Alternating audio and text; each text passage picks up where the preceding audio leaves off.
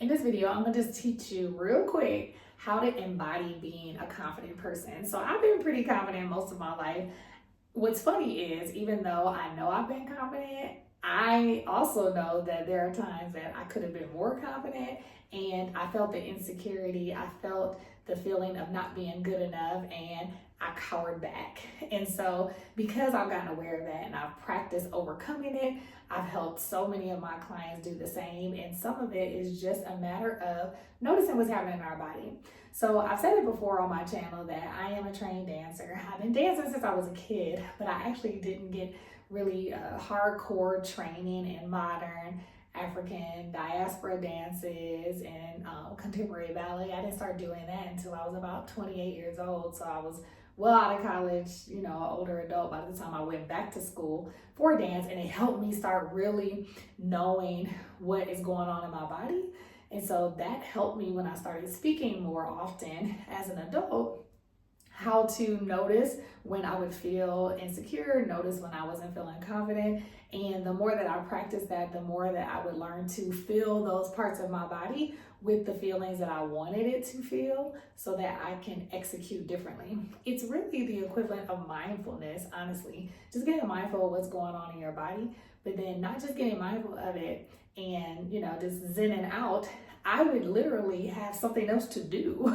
That might be a meeting, that might be a conversation, that might be a presentation, that might be having to do some kind of, de-escalation. I'm rhyming a lot.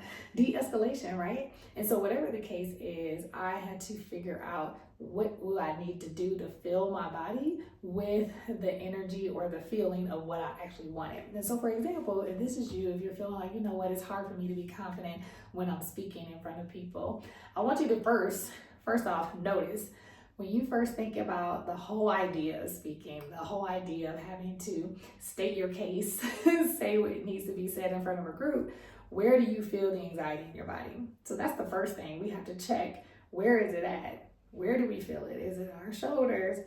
Is it in our chest? Is it in our stomach? Do we feel nauseous, right? Is it our back starts hurting? Do we start feeling weak in the knees, like we're about to fall? We have to really notice, where is it? Where is that anxiety coming from? So the only way you can notice is that you really stop and think. You have to allow yourself the moment of stopping and thinking about what's going on and feeling where it is. So once you locate where it is, my favorite and the quickest thing is to breathe into it. And so it's kind of like when you're like crunched like this, your shoulders are shrugged. And as a dancer, sometimes, kids would be like this when they're supposed to be like this and putting their shoulders back. And so if you can just, for that moment, notice where your muscles are crunching and just allow them to release with your breath. Literally taking a deep breath in and letting it out, either with your mouth or your nose, but allowing yourself to have that depth of letting go of your breath enough for you to feel it coming through your muscles. Like I felt that even now, like that feels relaxing to me just now, but just allowing that to just be relaxed, whatever part of you, allowing it to be relaxed. And so allowing yourself to do that a couple times. But the next thing, which I think is a game changer, I allow myself to feel what I actually want to feel in those parts. So it's like, oh, I feel stressed, or I feel anxious, or I feel insecure. And it's just like, oh, I really want to feel this with this feeling of confidence. And like, I allow, even though I started smiling and standing up taller, even the thought of it, I want to feel my body with confidence, or I want to feel my body with peace, or I want to feel my body with balance. Like even as I'm saying these words, I'm starting to just feel what that feels like in my body. And we have not practiced this. Ooh, I feel a certain way about this. We have not practiced feeling good in our bodies when it comes to different areas of our life. We are used to having to fight back. And so we are used to having to protect our bodies. That's why we're doing like this. That's why we're, like shrugging our shoulders, holding our stomach like we're tight, because it is a natural reaction to protect ourselves, right? To get to get tight. And so we don't practice feeling good. We just end up feeling good in different spaces, but we literally practice protecting ourselves so often. Our body remembers that. So it remembers, it's muscle memory. It remembers when it's time for you to speak, and it does like this, right? So you have to like unlearn that memory, not just in your head, but you have to unlearn it in your body.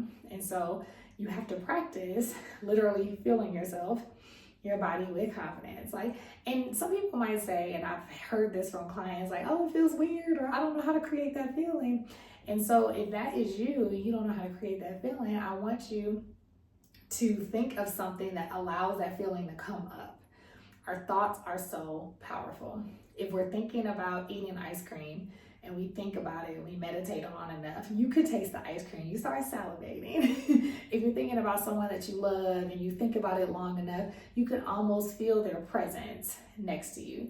If you think about, childhood memories that are fond, you can get really locked in and start laughing hysterically about something that happened or smile. So you can create a feeling. Our thoughts help us create feelings. And so maybe you need to catch a past thought or a present thought that will allow you to feel that. Or I'm really good at futuristic, and so are you, because you're a human being. And God really created us to be creatives. And so we can think in the future and get excited about it. Or most of us use our future mind to think about stuff that scares the mess out of us. We be like, oh my God, I hope I'm safe. I hope I don't get hurt. I hope I get the job. And we get really anxious about the future a lot of times. And we waste a lot of our present being afraid about our future. But when we use that same energy to actually be creatively excited about our future, we can create new feelings, and that can actually help us do things that more are aligned to what we actually want to see versus self-sabotaging ourselves, because we almost have this self-fulfilling prophecy that something bad is going to happen, and of course it does, or something like it. And so what I want you to do is start practicing feeling the feelings that you actually want to have, embodying who you need to be, so that you can start creating and accelerating that new version of yourself that you see in your head. And it's not like this new you that never existed, but kind of, you'll still have the personality of who you are at the core, but who you show up like is going to be different. And it can't be different if you don't start embodying that person, if you don't start embodying her. So that is the small shift but big shift that you can take to make your 2026 different, is to embody. Work on embodying. Breathe, feel, and start filling yourself with those feelings that are aligned to who you desire to see yourself as.